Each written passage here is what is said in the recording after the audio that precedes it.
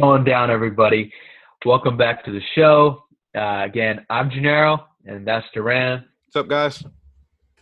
All right, so today what we're going over our favorite off-season acquisitions, their a team's biggest loss in the off-season, as well as our favorite draft choices for the NFC South. And the NFC South is made up of the Atlanta Falcons, Carolina Panthers, New Orleans Saints, and the Tampa Bay Bucks. Yeah, man, this division actually has some pretty exciting quarterbacks. So Definitely. I mean, Jameis was pretty exciting last year. now he stays in the division. He's backing up Drew Brees over there. Exactly. He provides good entertainment. Let's see, the only quarterback on this team. Has Drew Brees won an MVP of the league? Drew Brees has not won NFL MVP. He has won a Super Bowl MVP. Oh, okay. Let's stay with the Atlanta Falcons right now. So let's go over their best offseason addition. Their best offseason addition, I went with Dante Fowler, the edge rusher from the Rams. He was the former number 3 overall pick in the draft. I always remember his gold shoes that he wore that night. It's like a white suit with gold shoes. He was there with his mom. But he's only 25 years old. He signed a 3-year, $48 million deal. I don't like the contract, but I think it's a move that they needed to make. He had a breakout season last year, double-digit sacks, 11 and a half of them. That should help the Falcons, who were tied for the second fewest sacks in the league. We know Grady Jarrett's great in the interior, but Tack McKinley needs to step it up now and help out Dante Fowler on the edges. Ultimately, the Falcons need to keep building their defensive line. Fowler might be a step in the right direction, but I think they still need some help there. Yeah, I also went with Fowler as well. He had 31 solo tackles last year, 9 assists. Double digits with 15 sacks and 2 forced fumbles. He's got to, continue on to carry on this year like he did last year with the LA Rams. He didn't really show us much with the Jaguars. When he got traded, he seemed to find new life. So hopefully that does the same here with Atlanta. Got it. All right. So who do you got for their biggest loss? Their biggest loss, I went with Austin Hooper, the tight end. He went to the Browns. Even though he got replaced by Hayden Hurst, I went with Hooper because of his production. He had a career high with 75 catches, 787 yards, and 6 touchdowns. PFF ranked him as the number 8 tight end in the league. Perfect timing because he got to land that big contract. He had great chemistry with Matt Ryan. He was reliable, posting a 75% catch rate. And that's where I think Hurst can come in and match his production. He had a 76% catch rate last year. But fortunately, the Falcons kept most of their team together. Even though I have this as their biggest loss, it could actually be an upgrade, especially since they're saving more than $10 million in contracts. So it was a loss, but they immediately replaced it. Yeah, I went with Austin Hooper as well. Since coming into the league from Stanford, this guy has been a reliable target for Matt Ryan for sure. Like you said, 93 targets, 75 receptions, 787 yards, and those 6 receiving touchdowns. He's definitely a red zone favorite and a red zone target for Matt Ryan. So I think that's a big loss right there. I'm not 100% sure what Hayden Hurst is going to bring to this team. Hopefully he brings what the Ravens thought he would be coming out of college. But we have yet to see that. But I went with Austin Hooper, this Cali kid playing his high school career at De La Salle and going to Stanford, being a round 3 draft pick for the Falcons. Now he's playing with the Cleveland Browns. This guy was a 2-time Pro Bowler and a first team all Pac-12 guy. So I thought you were going to say first team All-Pro. Really? No, first team All-Pro. First team All Pac-12. Okay. So, I mean, kept an eye on this guy for sure coming out of Stanford. Follow the Pac-12 a lot, being that they play in the Pacific time zone, so we can see a lot of later games going on. So, yeah, that's my biggest loss for sure. All right, so let's go over the draft choices or the draft picks that the Falcons got. In the first round, they got A.J. Terrell, the Clemson cornerback. Second round, Marlon Davidson, Auburn defensive tackle. Third round, Matt Hennessy, Temple center. Fourth round, Michael Walker, Fresno State inside linebacker. Another fourth round pick, Jalen Hawkins, California safety from Cal. And then the seventh round, Sterling Horschefter, Syracuse punter. That is a mouthful right there. Yeah, of course, the punter. So for my favorite draft pick, I went with Marlon Davidson, the defensive tackle from Auburn. For some of the same reasons, I like the Fowler edition. The Falcons were tied for second fewest in sacks in the league, and they're in the bottom half in yards against the run. So Davidson's going to plug in there in the middle. He's 6'3", 300 pounds. He played mostly defensive end in college, but I think he'll be adding some weight and kicking into play 3-tech. I rewatched his game versus LSU, and I wasn't very impressed with his edge moves. I mean, he had power. That seemed to be what his main thing was. So that's why I think he'll team up in the middle with Grady Jarrett and with Fowler and Tack McKinley bringing the pressure from the outside. Yeah, I definitely like the Marlon Davidson pick right there, but I actually went with A.J. Terrell. They lost Devin Trufant, and they need to replace them, and so I think they got it. These Clemson corners are actually pretty feisty. I know that, I actually thought he was going to go to the Raiders because Mike Mayock likes his Clemson Tigers and his national championships, champions for sure. But I went to A.J. Terrell. This guy's been a starter for Clemson for a bit now. He has good flexibility. I think that's his best trait for sure. He went up against the best of them for sure, being going against Alabama for those times in the national championship, and then I think in 2019 when I was watching him against LSU, that's where he had his worst games. But if you watch all those other tape, I know everyone wants to remember what they most recently saw, but if you go over his tape against anyone else, it's still solid tape. I think his mental processing as well is pretty solid. He needs to work on his tackling a little bit, but other than that, I think they got a solid starter in A.J. Terrell for sure. Cool.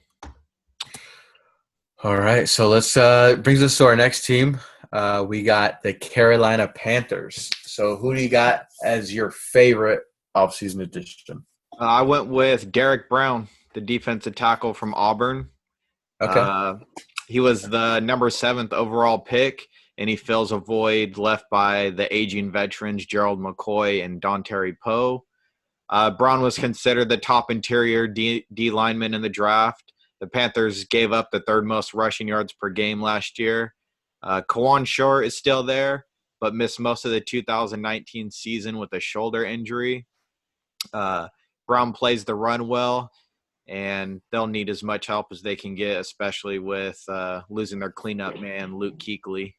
They doubled up on the D-line in this year's draft. They added defensive end Yetur Gross-Matos. Gross-Matos in the 2nd round, too, which is probably a good idea since we know they'll be facing those quarterbacks, Drew Brees, Matt Ryan, Tom Brady.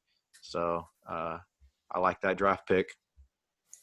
Yeah, my best addition for them is actually Teddy Bridgewater.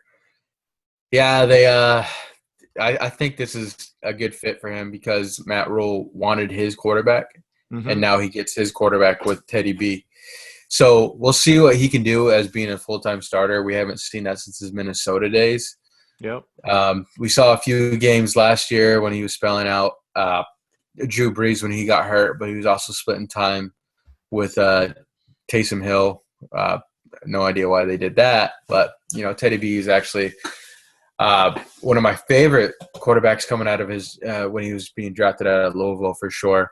So I'm excited to see what he's going to do now that he's given the reins to run this team, especially underneath a new head coach and with offensive coordinator Joe Brady. So I'm pretty sure Joe Brady's excited to work with them, and it's going to be a solid relationship right there. So Teddy B, my favorite offseason acquisition for sure. Nice. All right, so their biggest loss, who you got? All right, I mean, you could go – I narrowed it down to Cam Newton and Luke Kuechly, of course. Those are their two biggest losses. So I kind of combined them, and I combined them because when I was looking it over, they have a lot of similarities between the two. I mean, one was a middle linebacker, one was a quarterback. Middle linebacker is like the quarterback of the defense. But yeah, exactly. They were both first-round picks by the Panthers. They were both rookie of the year on their side of the ball. Cam was offensive player of the year. Luke was a defensive player of the year. They were both first-team all-pro players, even though Luke did it like 4 times more than Cam. But they led the Panthers team for 7 years, almost had a perfect season. They had a season in there with 1 loss. They made it to a Super Bowl together.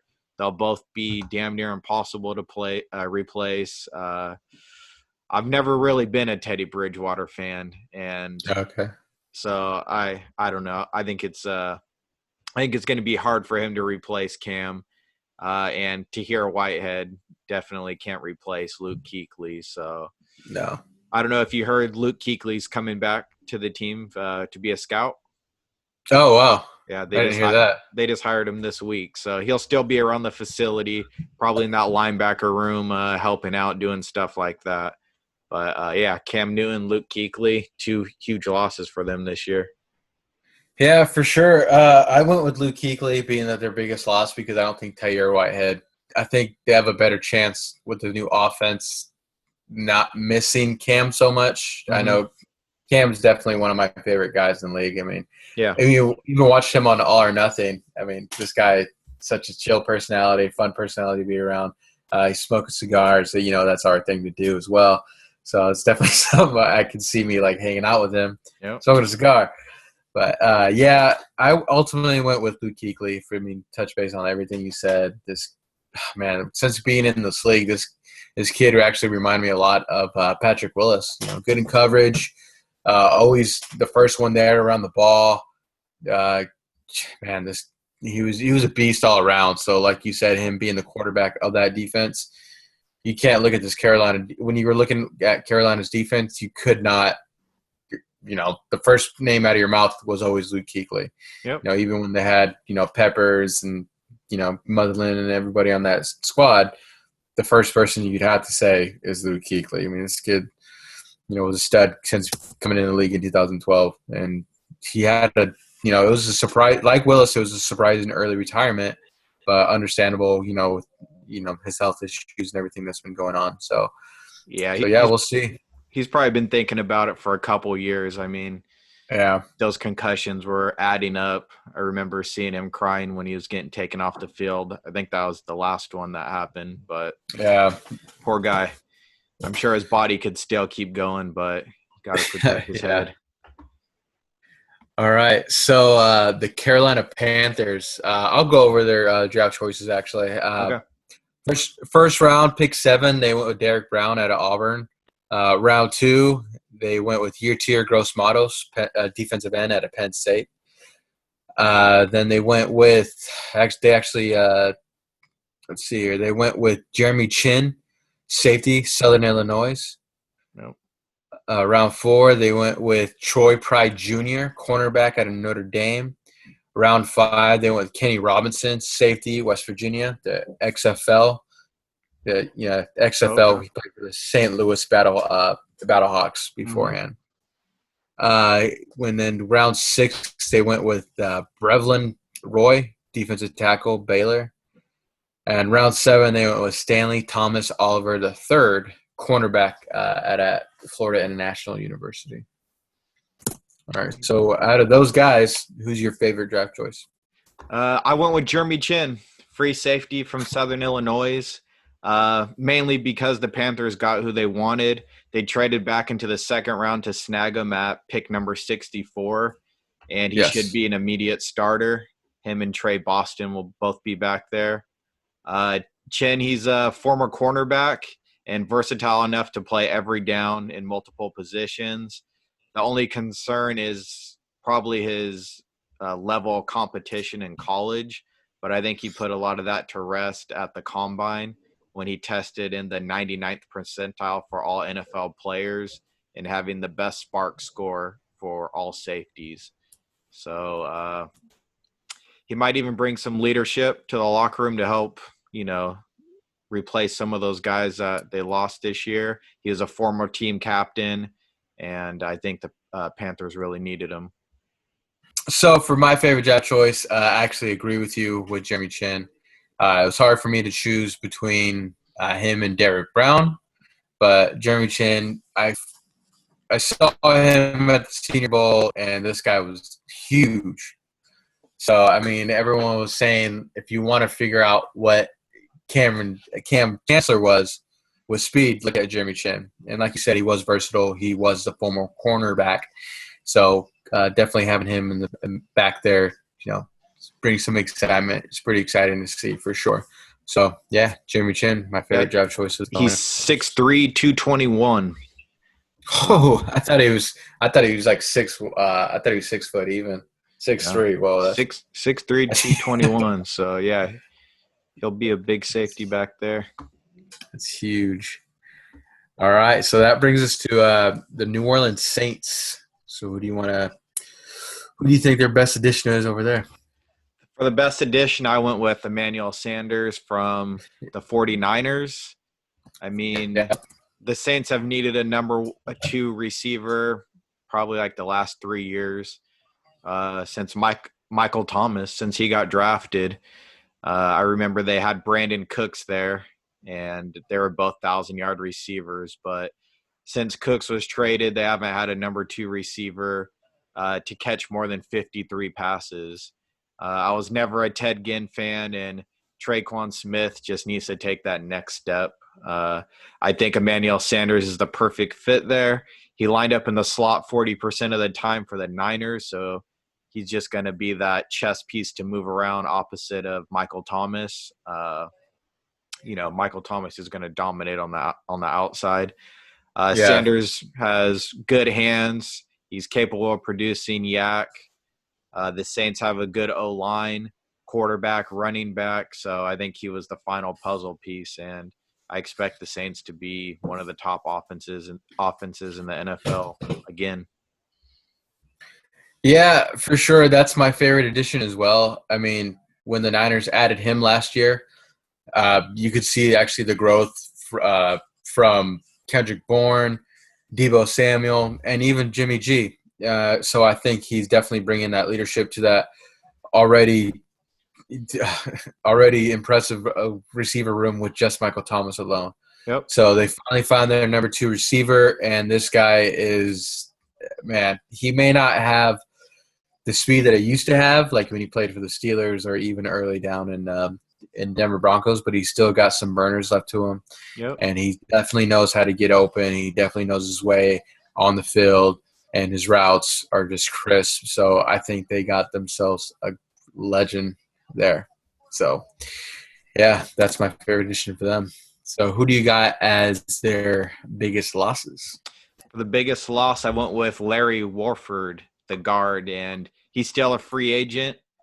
The Saints have had the best offensive line, I think, for the last couple years. Warford has been a big part of that.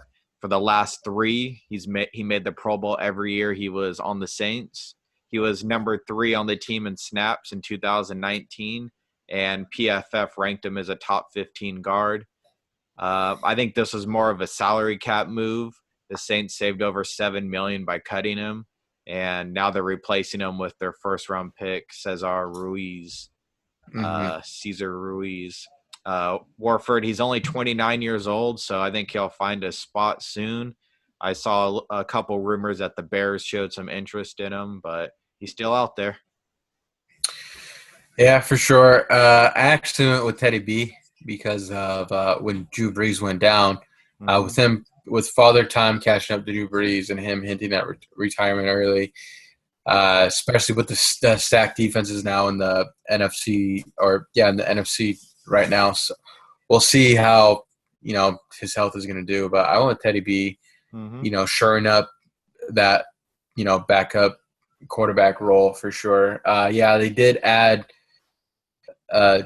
Winston, and they still do have Hill, and they even drafted Tommy Stevens as well. But I mean, if you want someone behind you, would you rather have those three guys or Teddy B? Yep. I'm pretty sure you want Teddy B as well. So I think that was actually one of their biggest losses. But yeah, Warford was a big loss for sure. I don't think it's as big of a loss because they got Cesar Ruiz, who's actually brings us to our next segment right now, which is our favorite draft choices. So if you want to go ahead and read down the draft choices that the New Orleans Saints got, go ahead.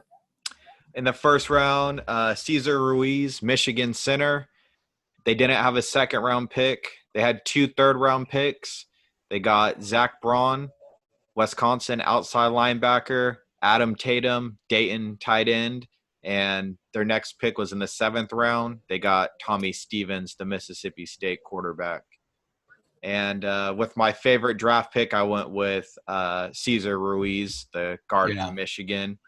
It might have been a need pick, but they invested in their offensive line, which is a good idea with Drew Brees there. They have actually invested in their offensive line the past 2 years. They took Eric McCoy last year, and Ruiz will slide into that right guard spot left open by Larry Warford. He has some big shoes to fill, but I think he's surrounded by a solid core of offensive linemen to help him. Ryan Ramczyk, Eric McCoy, Andres Pete. So I think they're continuing to build that great offensive line. Yeah, for sure. I think their offensive line is actually one of the best in the NFL. It definitely gives some fits to all the NFC. I think Cesar Ruiz was actually my favorite draft choice as well. It was either between him or Adam Trautman. Adam Trautman, I think, was actually one of the best tight ends in this draft. But at the end of the day, looking at the interior offensive line, where you definitely need help with guys there, like Chris Jones, Forrest Buckner, Aaron Donald. You need some help, in between the tackles. So I think Cesar Ruiz was the best at that position. He can either play center or guard, and it looks like they have him listed at right guard right now. So I think that's pretty exciting to see, him being the rookie on that stacked offensive line is pretty exciting to see, and I can't wait. So that brings us to our next squad, which is the Tampa Bay Buccaneers. The Bucs. So I think are we going to agree on this best edition? Tom Brady from the Patriots. Oh, I went Bradley Pinion. Okay. Shit. Just kidding.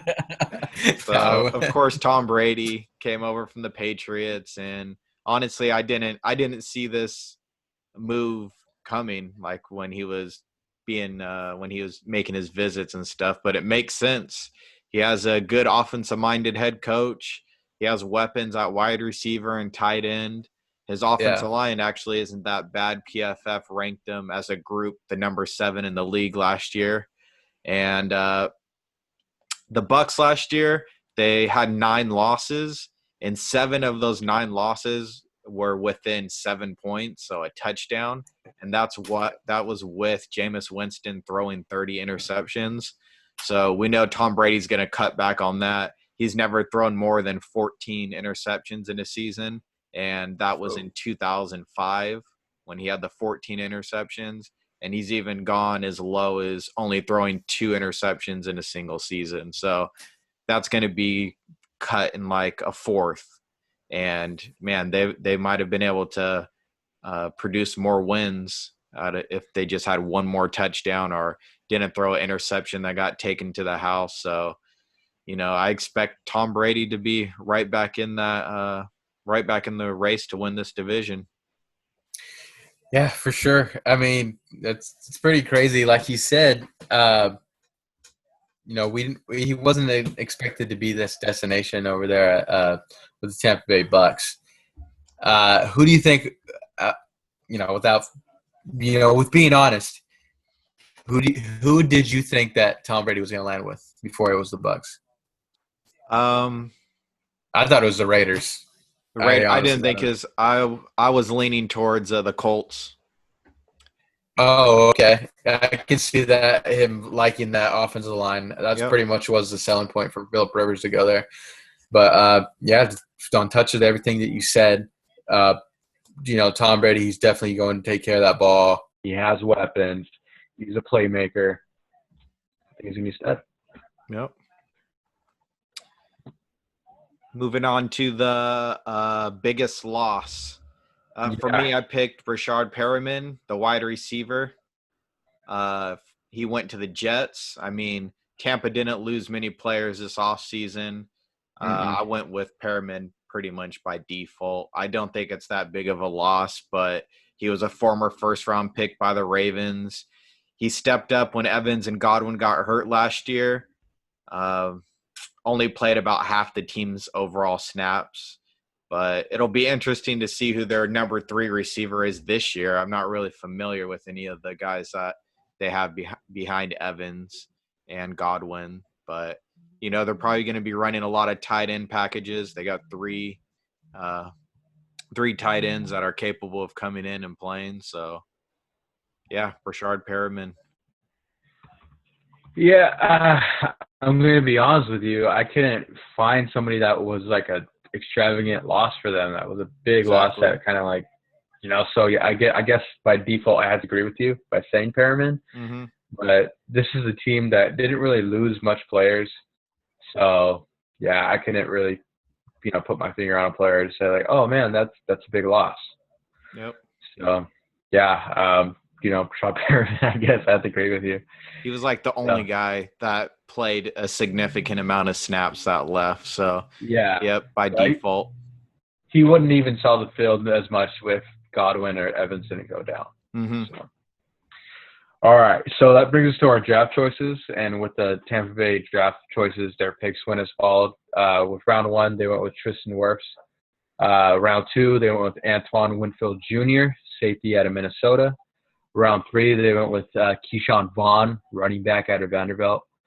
They didn't have a 4th. They traded that to the Niners in that 13-14 switcheroo there. So they went down to round 5. Receiver Tyler Johnson out of Minnesota. Then round 6, they went to Khalil Davis, defensive lineman out of Nebraska. Round 7, linebacker Chappelle Russell out of Temple. And with their 7th round draft pick, they went with running back Raymond Calais out of Louisiana Lafayette. All right. So who's your favorite one out of that draft choice? So I ended up going with Tristan Wirfs, the tackle from Iowa. And, when you add Tom Brady in free agency, offensive tackle is never a bad pick. Wirfs was arguably the best tackle in the draft. I think he could help upgrade the run game as well. Yes. Tampa just couldn't seem to get the ball moving on the ground last year. They ranked 24th in the league in rushing yards. He'll help replace 35-year-old DeMar Dotson, who was there at right tackle. So Tristan Wirfs help protect Brady, get this run game going. I think that was their best draft pick. Yeah, me too. I thought he was definitely one of he was actually one of my favorite guys in the drafts all around. I had him as my number 1 tackle in this draft, and he was a combine darling. Yeah, but I mean, if you look at his tape, I mean, he can play. He can be an impact starter at either right tackle or guard, and it looks like they have him at right tackle right now. And this kid was state wrestler. And listen to Jeremiah. He likes the wrestlers that on the line right there. So, yeah, I couldn't agree with you more with him being my favorite draft pick. You got it. So I think that wraps up episode 1.7. Next, we're going to cover the NFC West and the NFC East and finish up the series that we have here. So stay tuned. See ya.